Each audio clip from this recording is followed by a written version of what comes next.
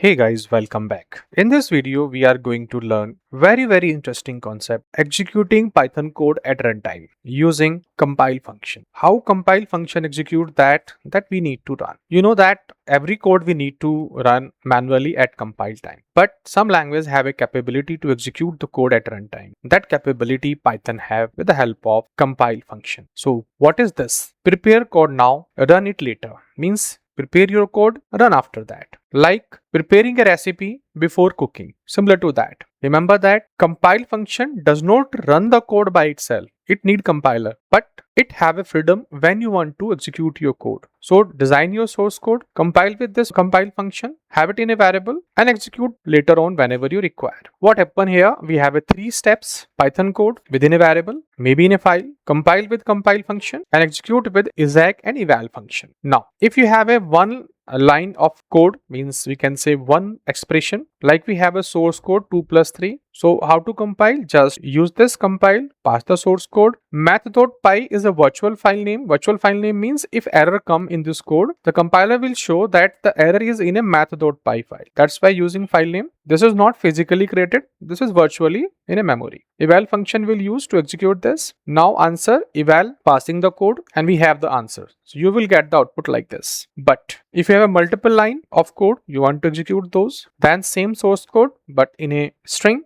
with multiple line, pass the source code, give the virtual file name for debugging an error, give the method and then use this exec method later on whenever you require and you have the output like this. So when should you use it? You have to use when you trust the code, when you want to reuse the code multiple times, when you have many other execution conditions or environment, you feel safe. But do not use it when you are taking random input from the user, you don't know script or you have some security issue because it may be danger. Now, the whole idea is compile function will execute code, keep this code with you whenever you require, execute with exec or eval function. Now you see actually how to do that. For that I have a VS code. In this I have this code. Under this string variable I have a line, enter number 1, enter number 2, then result, then printing number 1, number 2 result, then passing this code to compile. Then this is addition.py is a virtual file name. If we have an error, it will show addition.py name. So you can understand where is the error, then the function which we are using, and whenever you required, we are executing this. For that, I say Python main, you say it asking inside this string, enter variable number, value